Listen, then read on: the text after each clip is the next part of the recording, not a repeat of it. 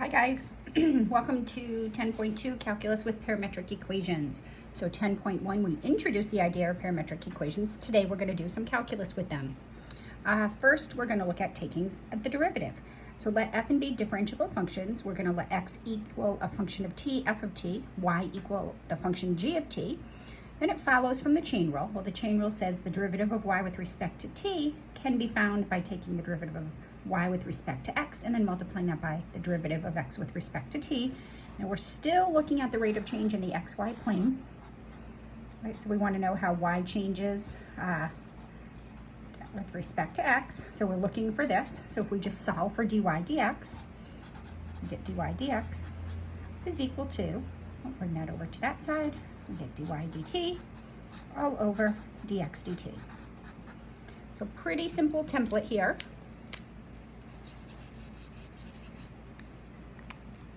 Right, so let's look at the parametric curve.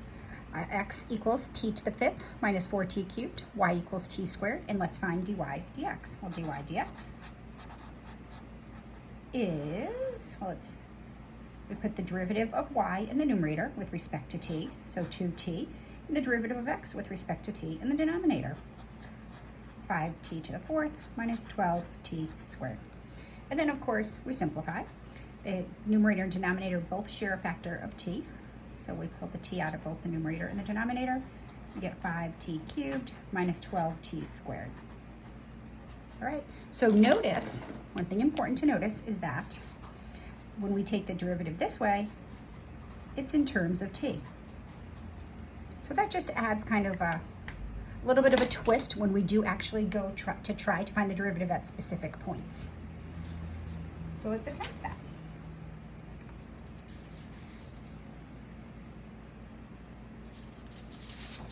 All right, let's find the equation, the line tangent to the curve at the point 0,4. So in order to know the slope at a point, we have to know the derivative at a point.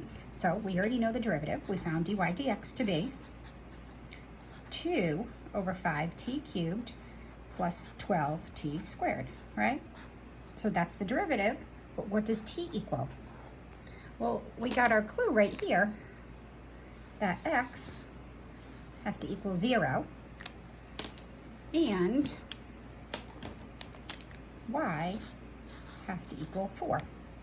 So what values of t will make this happen? Well, we set x, which is t to the fifth, minus 4t cubed to 0, because x is 0. We're looking at the point x equals 0, y equals 4, and t squared must equal 4. So we find the values of t that satisfy both these equations at the same time. I'm going to look at the one on the left. These are easy. These are polynomials. I'll factor out the t cubed. I get t squared minus 4 equals 0. So from this, I get that x will be 0 when t is 0. And from that factor, when t equals negative 2 and positive 2, don't forget its negative counterpart. All right, so that's when x will equal t. So let's just go back and check. If t is 0, 0 to the fifth minus 4 times 0 cubed is certainly 0.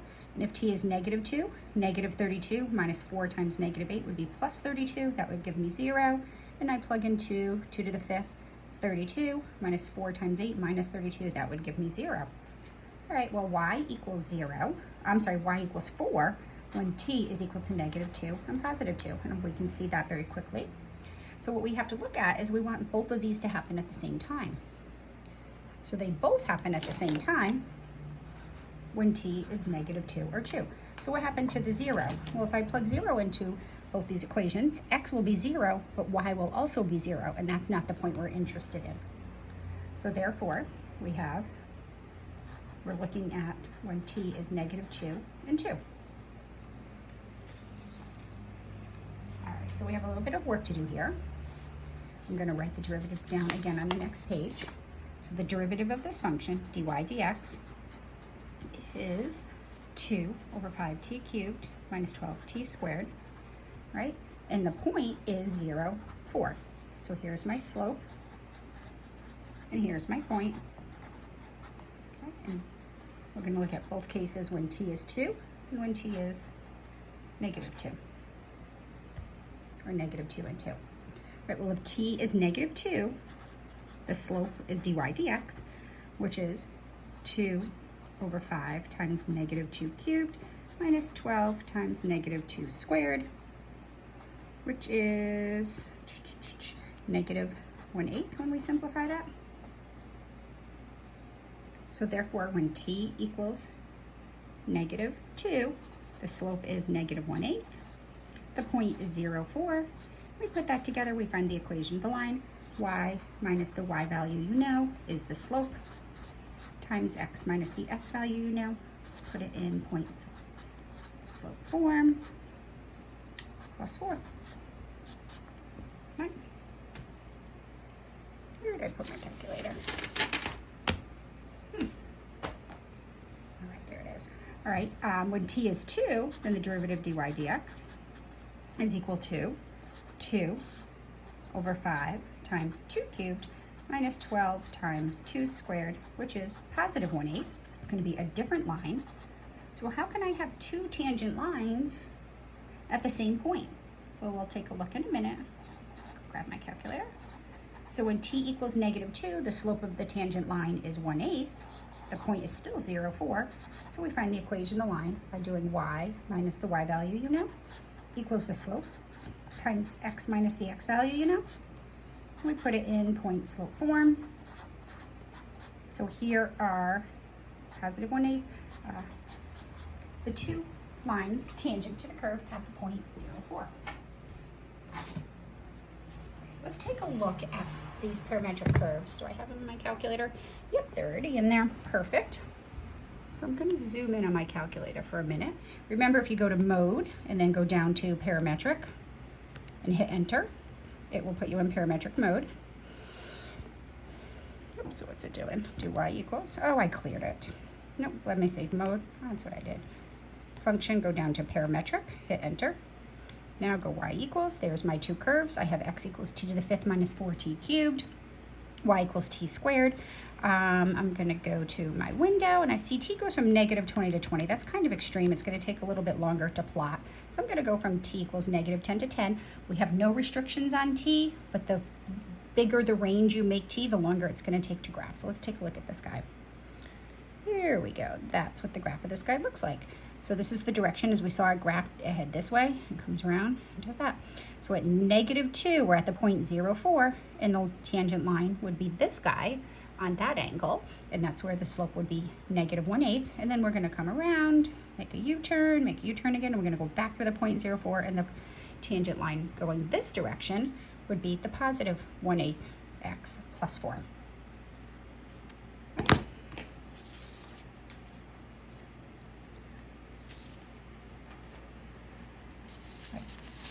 Given a set of parametric equations that gives us a parametric curve, we have a horizontal tangent when the derivative is 0. Right? And the derivative is 0 when the numerator dy dt equals 0. Because remember, dy dx is equal to dy dt all over dx dt. So when a fraction equals 0, only when the numerator equals 0. We have a vertical tangent when dy dx is undefined. And that happens when the denominator equals 0. So the derivative of x with respect to t equals 0. I'm going to add in this little condition. All right, so we have a horizontal tangent when the numerator, or the derivative of y with respect to t, equals 0, but the denominator is not 0. The derivative of the denominator is not 0 because 0 over 0 is an indeterminate form, and that doesn't necessarily take on the value 0. We have to look at those cases individually. Then we have a vertical tangent when dy dx is undefined, and that's when the denominator is 0. So we get a constant over infinity. We get, yes, when the denominator is 0, but dy dt, the numerator, is not equal to 0. So again, we don't want 0 over 0 in either of the scenarios. We'll have to investigate them together. All right, let's determine where the parametric curve that we just examined has a horizontal tangent and where there's a vertical tangent. Well, again, here's the derivative. It's 2 over 5t cubed minus 12t. All right, we have a horizontal tangent.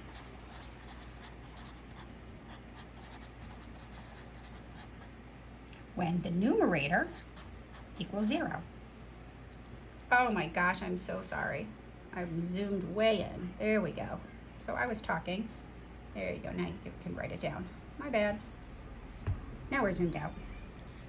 All right, so we have a horizontal tangent when the numerator is 0, but the numerator is the constant 2, which is never 0, so there is no horizontal tangent.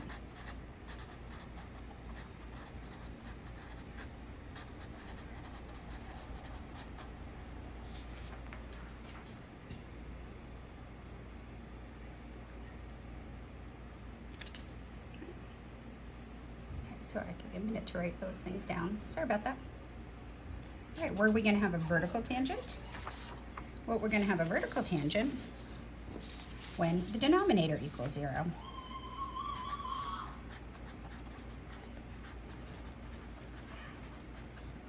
So when 5t cubed minus 12t is equal to 0. All right, so we're going to factor out the t, and we get 5t squared minus 12 equals 0. So we have a vertical tangent when t is 0. We're also going to have a vertical tangent when 5t squared minus 12 equals 0. So we just use some algebra, solve for t. And when we solve for t, we get t squared equals 12 over 5, where t is equal to the positive negative square root of 12 fifths. All right, and we want to write that a little bit nicer. That's going to be positive negative square root of 12 over the square root of 5, which is positive negative 2 square root of 3 over the square root of 5. We're going to multiply the top and the bottom by the square root of 5. So formally, we really should call this 2 square root of 15 over 5. All right, so we have vertical tangents.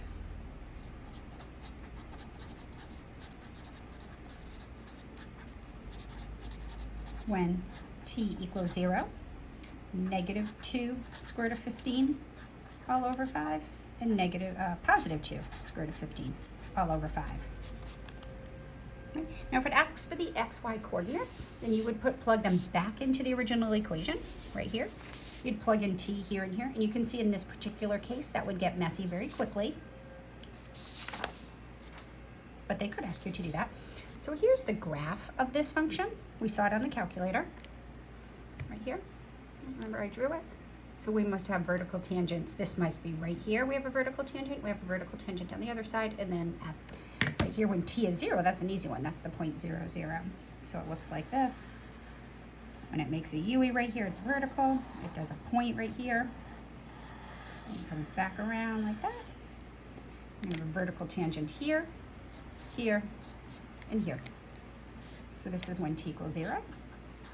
And this is when t equals, let me see, that would be, I believe, negative 2 square root of 15 over 5, right? Because it came this way, and went around that way. And this is when t equals 2 square root of 15 over 5. Remember, we don't see t on the graph, but we saw that when we graphed it, and you could plot a few points, that this is the direction it traveled in. So this point comes later than that point. All right, was that fun? All right, let's do second derivatives.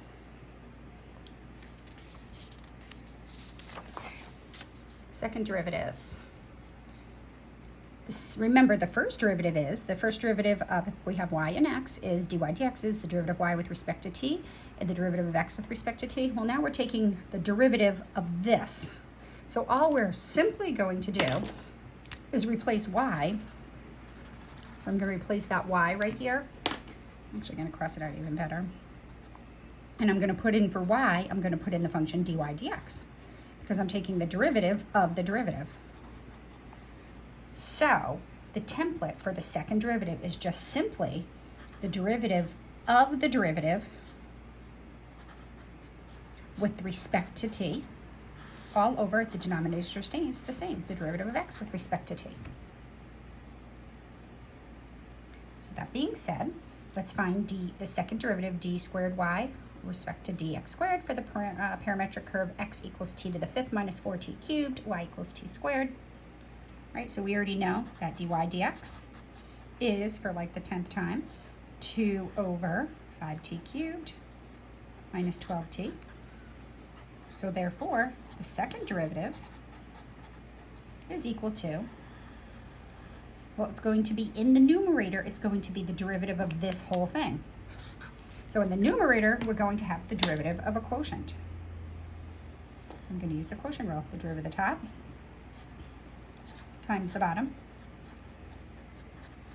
minus the top times the derivative of the bottom, 15t squared minus 12, all over the bottom squared, 5t cubed minus 12t, quantity squared.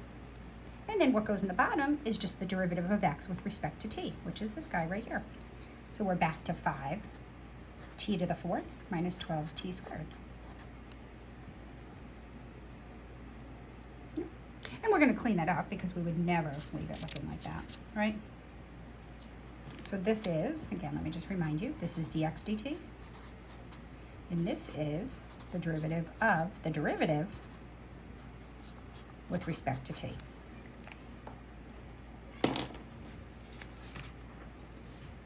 So we don't leave fractions in fractions, ever, especially in Calc 2.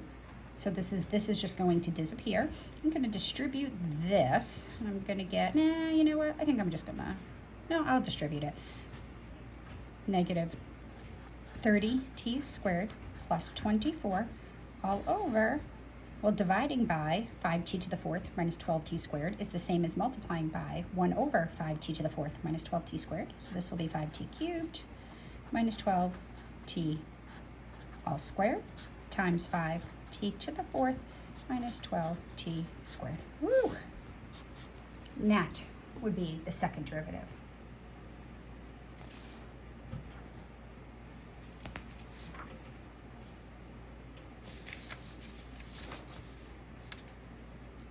All right, this one's a little hairy, so I'm going to use a different example to talk about the concavity. We want to find where a graph is concave up and concave down, a graph that's defined by parametric equations. So concavity, we need the second derivative. So we need the second derivative, keeping in mind it's concave up when the second derivative is positive, and it's concave down where the second derivative is negative. So let's first find the first derivative, dy dx. That's going to be the derivative of y on the top, 7t to the 6th plus 5t to the 4th, right, all over the derivative of x, which is just negative 2t. We're going to factor out the 2, and we're going to get, we're going to factor out the t. We'll get 7t to the 5th plus 5t cubed, all over negative 2. And I'm just going to make this into a, distribute the negative 2 and just make it into a polynomial. So that will be negative 7 halves t to the 5th minus 5 halves t cubed. Just a lot easier to work with. All right, so that's the first derivative. The second derivative is going to be, well, it's the derivative of the derivative with respect to t. So bring the 5 out front. We get negative 35 over 2t to the 4th. And we get minus 15 over 2t squared. And then in the bottom, it's just the derivative of x, which would just be negative 2t again. And this cleans up nicely. We can take out the factor of t, and we can also, instead of dividing by negative 2, we'll multiply by 1/2. We get 35 over 4t cubed plus 15 over 4t. All right, now we have to determine where this is positive or negative, so we have to find our possible inflection points. So our possible inflection points are where the second derivative equals 0 or where the second derivative is undefined. Now, fortunately, we're just working with a third-degree polynomial here, so we don't have to worry about where it's undefined, but that may be a situation that we encounter. But fortunately for us, I'm just going to look at this second derivative. We set it equal to 0. I'll factor out. I am going to factor out, I see a 5 and a 4 and a t, so I'm going to factor out 5/4 t just to make my work easier. And then I'm going to get 7t cubed plus, nope, 7t squared plus 5, right? Nope, 3. Holy Christmas. That equals 0, so plus 3. So just make sure, 35t cubed, that would be 15t to the 15 fourths t. All right, so now we have these two factors. Oh, 5 fourths t equals 0, 0 when t equals 0. When does 7t squared plus 3 equal 0? Well, when t squared equals negative 3/7, but no such real t exists.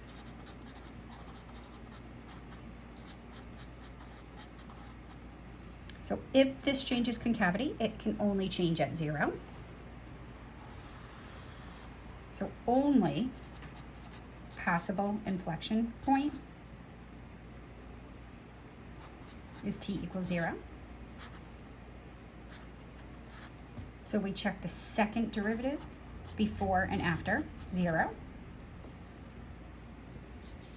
Go back up here. Here is my second derivative. We want to know how this behaves to the right and the left of 0.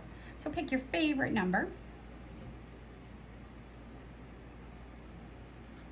To the left of 0, I don't know, -1, let's say, and we get negative 35 fourths, minus 15 fourths, so I don't care what the value is, but I do know that it's negative, so it must be concave down. To the left of t equals 0, pick your favorite number to the right of 0, 1, say. We put 1 in, and we can see that we get something positive, 50 fourths. So we know it's concave up to the right of 0. So therefore, we say concave down on negative infinity to 0, and concave up from 0 to infinity. Woohoo! Let's look back at that graph. And does that make sense?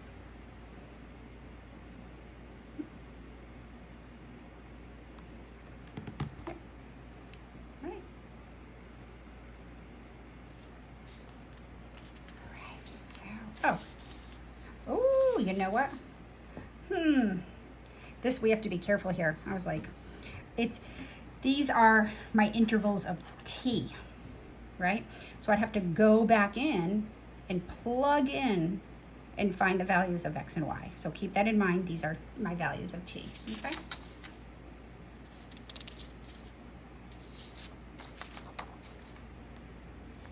Finding area with parametric curves. The area under a parametric curve given by x equals f of t and y equals g of t is found by, ready? It's going to be from t ranges from alpha to beta. It's going to be g of t, and then it's going to be f prime of t dt. You can see your PowerPoint lectures to see where that comes from.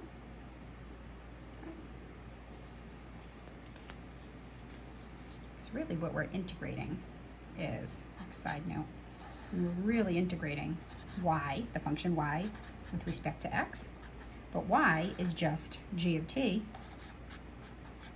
and then the derivative of x is just f prime of t dt. So this is y, and the derivative of x is the derivative of f.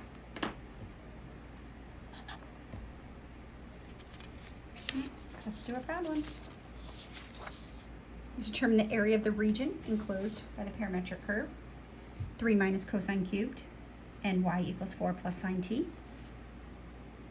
So f of t is equal to 3 minus the cosine cubed of t. G is equal to 4 plus the sine of t.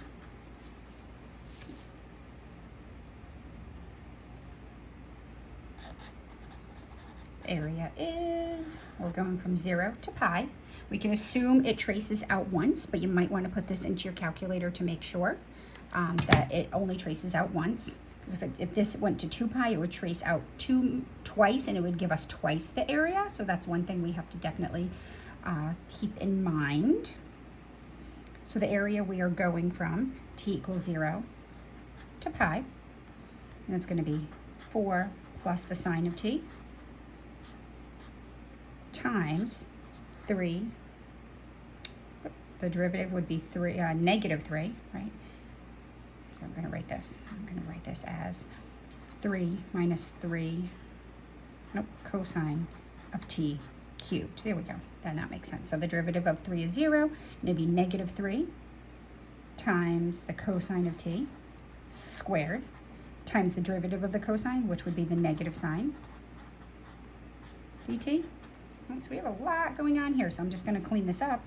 We're integrating from 0 to 4. So here's my function y, 4 plus the sine of t. And then negative 3 and negative sine of t is going to become positive 3 cosine squared of t sine of t dt. So I'm going to distribute and see what this gives me. I have 12 cosine squared of t plus, oh goodness, that's a t. This is, yeah, I can see why you guys complain about t's versus x's. All right, so it's 4 times this, so it's 12 cosine squared of t times the sine of t, and then it's plus, because it's this times that whole thing, and then that times that whole thing, and then it's going to be plus 3 cosine squared t sine squared t, with respect to t. And then we're going to treat this as 2 separate integrals to manage them better. 0 to 4, 12 cosine squared t sine of t dt, plus the integral from 0 to 4, 3 cosine squared t sine squared t dt.